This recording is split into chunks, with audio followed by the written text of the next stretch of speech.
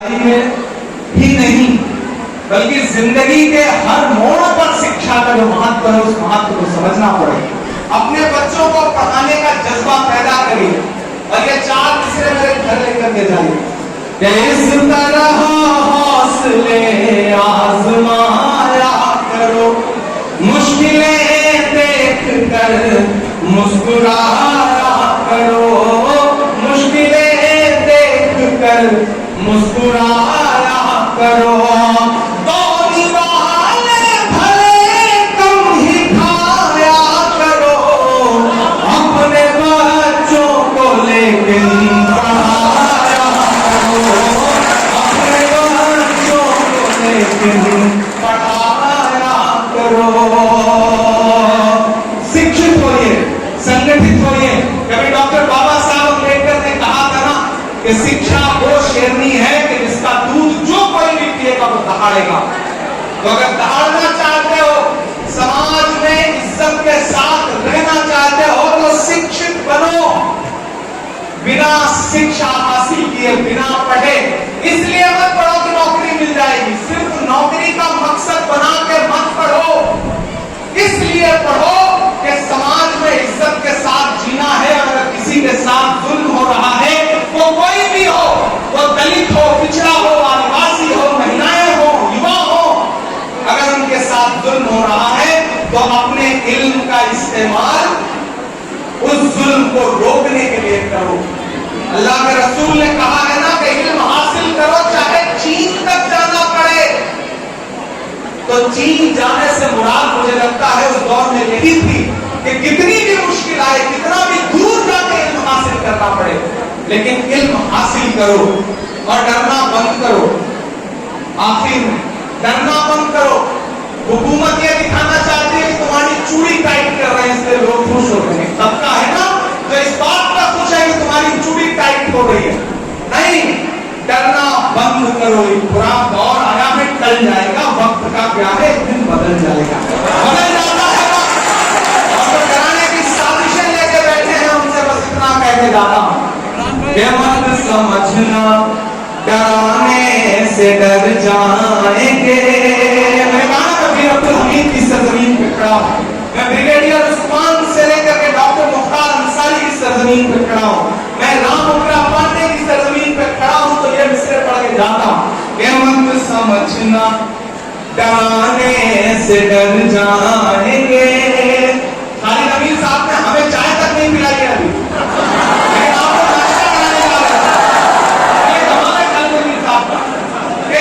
Stage पर चाय नहीं पिलाई तो चलो ये काम तो ठीक ही किया। चाय वाला कोई मसला नहीं था, लेकिन मैं तो आजकल एक काम करता हूँ विश्वविद्यालय भाई, तो राजनीतिक आदमी करके इस तरह की टिप्पणियां भी जरूरी है कि मैं कहीं किसी होटल पे, किसी ढाबे पे या किसी भी बच्चे को चाय ला करके सर्व करते हुए देखता हूँ तो मैं कोशिश करता हूँ कि उसे ले जाके किसी स्कूल में एडमिशन दिलाऊं ताकि वो आगे चल करके मुल्क का भविष्य का खराब कर सके। समझना डराने से डर जाएंगे। गाजीपुर के खून का जो गुबार है ना, जो इस मिट्टी का तेवर है ना, जो सरहदों की हिफाजत में खड़ा हुआ गाजीपुर का कोई भी लाल इस बात की परवाह नहीं करता कि सामने टैंक है या बैटल टैंक है या कौन है, वो अपनी जान की बाजी लगा करके भारत की सरहदों की हिफाजत करता है। मैं उस मिट्टी में खड़ा होकर के आखिर बात को पुकारता हूँ और के शोर के साथ विदाई मांगता हूं कि मत समझना डराने से डर जाएंगे। अपनी बातें कहना सीखिए, पढ़िएगा तो अपनी बातें कहना भी सीखिएगा। कौन सी बात कहां कैसे कही जाती है, ये सलीका हो तो हर बात सुनी जाती है। मैं जब आया मेंबर ऑफ पार्लियामेंट बनकर तो मैं ओथ लेने गया, तो मैंने हिंदी में शपथ ली। तो उस समय तत्कालीन उपराष्ट्रपति थे वेंकैया नायडू जी, उन्होंने मुझे बुलाया अपने चैम्बर में, बुलाकर मुझसे कहा कि मैंने बहुत दिन बाद किसी युवा को इतनी शुद्ध हिंदी बोलते हुए देखा। तो मैंने कहा सर मैं हिंदी साहित्य का विद्यार्थी हूँ। तो और चौंके, बोले तुम तो शायर हो। मैंने कहा ये कितना खूबसूरत कॉम्बिनेशन है कि मैं इलाहाबाद विश्वविद्यालय में गंगा और जमुना के तट पर बैठ करके मैंने शायरी और कविता लिखनी सीखी है, जहाँ संगम होता है दो नदियों का, साहित्य का संगम होता है। मैं उस मिट्टी से आया हूं, इसलिए इस सरकार की सारी खुराफातें समझता हूं और उसको इसी भाषा में जवाब देने का हुनर भी जानता हूं। लेकिन महिला सशक्तिकरण पे बात हो रही तो मैं खड़ा हुआ बोलने के लिए, तो मैंने कहा यत्र नार्यस्तु पूज्यन्ते रमन्ते तत्र देवता। जब मैंने संस्कृत का सुप्रभात का सुना तो भाजपा के एक नेता बाद में मुझे सदन खत्म होने के बाद के बोले, इमरान संस्कृत का श्लोक सुना रहे। मैंने कहा इसमें कौन सा कमाल है भाई, हिंदी साहित्य का पढ़ा हुआ हूं, अभी तो मैंने एक श्लोक सुनाया है, आपने महिलाओं के खिलाफ अत्याचार बंद नहीं किया तो और भी श्लोक सुनाऊंगा आपको। तो आपको शिक्षित इसलिए भी होना है कि दुनिया को समझने के लिए पढ़ोगे नहीं तो कैसे आगे बढ़ोगे। इसलिए मेरी गुजारिश है भाइयों और खासतौर से युवा साथियों कि अपनी मंजिलें तय करो, पढ़ो और डरना बंद करो और हुकूमतों से कहो कि मत समझना डराने से डर जाएंगे,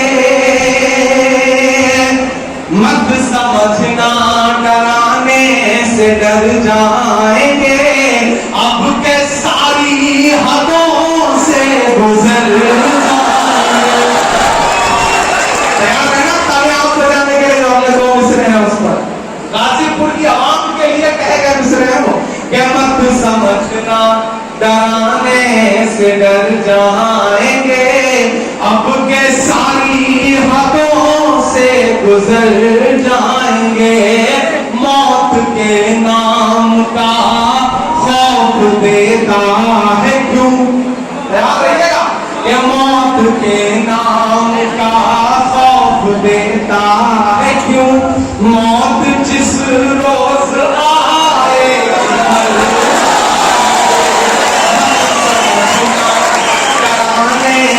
डर जाएंगे, अब के सारी हदों से गुजर जाएंगे। कि हमने ज़मज़म पिया आब गंगा पिया, हमने ज़मज़म पिया आब गंगा पिया, तुमने भारत को गंगा ही गंगा दिया।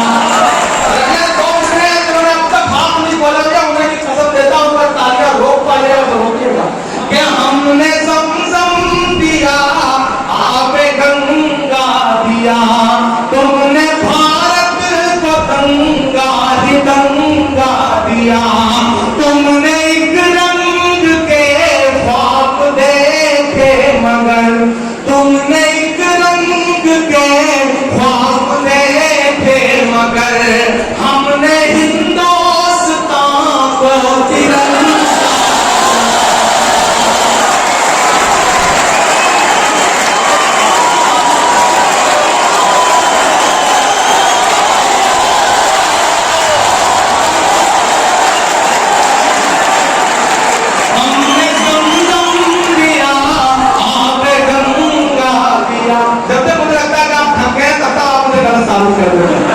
हमने ज़मज़म दिया आबे गंगा दिया, तुमने भारत को गंगा ही गंगा दिया, तुमने एक रंग के ख्वाब देखे मगर, हमने हिंदुस्तान को तिरंगा दिया।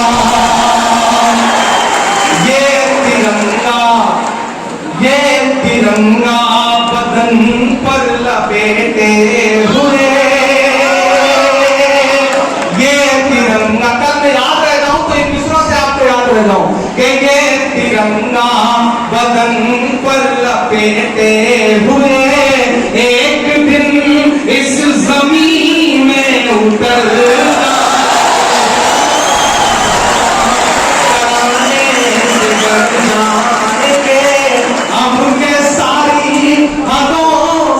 गुजर जाएंगे।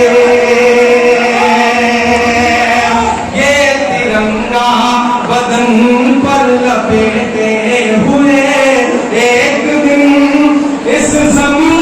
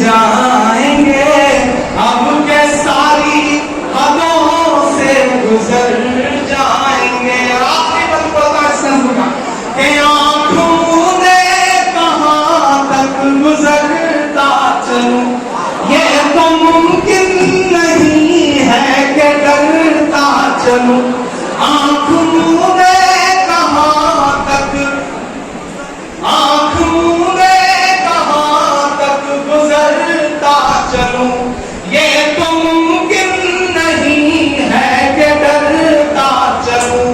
मैं के शायर भी हूं और मुअर्रिख भी हूं, मैं के शायर भी हूं और मुअर्रिख भी हूं, जुल्म जितने भी हो दर्ज करता चलूं, आंसुओं की गवाही से लिखता रहूं, तूने दिल की सियाही से लिखता रहूं, आंसुओं की गवाही से लिखता रहूं, तूने दिल की सियाही से लिखता रहूं।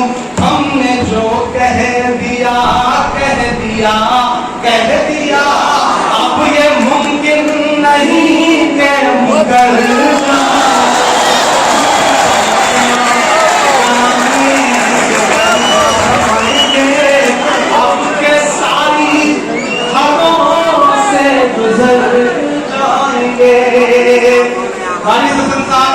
अमीर साहब और पूरी इंतजामिया कमेटी और खास तौर से इस कॉलेज के जो टीचर्स हैं, सबका नाम नहीं जानता, लेकिन मैं उनको खुसूसी तौर पर मुबारकबाद देता हूं। मैं जानता हूं कि एक इवेंट करना कितना मुश्किल काम होता है, मैं इस तरह से यहाँ कुछ नहीं दे सकता, ये मेरी एक मजबूरी है। अगर मैं उत्तर प्रदेश से मेंबर ऑफ पार्लियामेंट होता तो मेरी कोशिश होती तो मैं 1 साल का पूरा 5 करोड़ इस इंस्टीट्यूशन को दे देता, लेकिन मैं एक वादा आपसे खालिद अमीर साहब करता हूं कि आप दिल्ली आइए, चूंकि मेरी कलम यहाँ के लिए फंड नहीं दे सकती, मैं सिर्फ महाराष्ट्र के लोगों को फंड दे सकता हूँ, लेकिन ऐसे कई राज्यसभा मेंबर ऑफ पार्लियामेंट हैं जो हमारे साथ उत्तर प्रदेश के हैं और हमारे साथ हैं, हम उनके कहीं काम आ जाते हैं, हम उनसे कोई काम नहीं लेंगे। तो आप आइए, जिस तरह से एक हॉल यहाँ पे आपने बनाया है गर्ल्स ब्लॉक के लिए, बच्चियों की तालीम के लिए, और भी कुछ आप करना चाहते हैं तो मुझे बताइए। मैं खुद भले ना दे पाऊं, लेकिन फकीर सबके लिए इंतजाम रखते हैं। मैं जरूर दिलाऊंगा, आपको वादा कर रहा हूं, एक ऐसा फंड, एक ऐसी रकम जिससे यहाँ पे कोई हॉल बन सके, कोई लाइब्रेरी बन सके। मैं अपनी तरफ से वादा कर रहा हूँ और दुआ करिए, जैसा उमर साहब कह रहे थे, आने वाला वक्त ऐसा हो के मुल्क के सियासी हालात करवट लेगी, तो आपकी दुआ रही तो आपका ये भाई इस पोजीशन में भी होगा कि इस कॉलेज को बहुत बड़ा दे देंगे। ऐसा होगा, जरूर होगा, ये मुझे पूरा यकीन है। और उस दिन एमएच इंटर कॉलेज में आके मैंने जो वादा किया, आप खड़े होकर के जो आपसे गुफ्तगू की है, उसके लिए आप आइएगा और मुझे याद दिलाइएगा, मैं इंशाल्लाह खड़ा मिलूंगा। और आप सब साथियों से गुजारिश है, अपने बच्चों को पढ़ाइए, अगर आपके बच्चे का पढ़ने में मन नहीं है तो अपने आसपास के किसी बच्चे को पढ़ाइए, क्योंकि शायद वो पढ़ना चाहता हो और उसके पास पढ़ने के रिसोर्सेज न हो। बेसिक स्कूल बनाइए, यूनिवर्सिटियां बहुत हैं, बेसिक स्कूल की जरूरत है, बेसिक स्कूल में बच्चों को भेजना शुरू करिए। और इमरान प्रताप वही आपकी दुआओं की वजह से देश की पार्लियामेंट का हिस्सा है। मुझे याद है कि 2019 में जब राहुल गांधी जी ने मुझे बुलाया तो उन्होंने 3-4 मुलाकातों के बाद मुझे लगा कि ये आदमी वो आदमी है जिसके साथ इस देश की सियासत में सामाजिक न्याय की लड़ाई लड़ी जा सकती है। मैं राहुल गांधी जी के कदम से कदम मिला करके पूरे हिंदुस्तान में चल रहा हूँ, लड़ रहा हूँ। तो मैं आपसे गुजारिश करूंगा कि जो भरोसा आपने जता रखा है उस भरोसे को मजबूत रखिएगा, और बदल में जो भी लम्हा है तेरी अमानत है, जहां जहां वो जरूरत महसूस कर लेगा। मैं इमरान प्रताप गढ़ी हूँ, आपकी दुआओं के सदके में हूँ, वरना मुझमें ऐसा कुछ नहीं था कि मैं वहां जाकर के आपकी खिदमत कर पाता। आपकी दुआओं ने बड़ा बनाया है।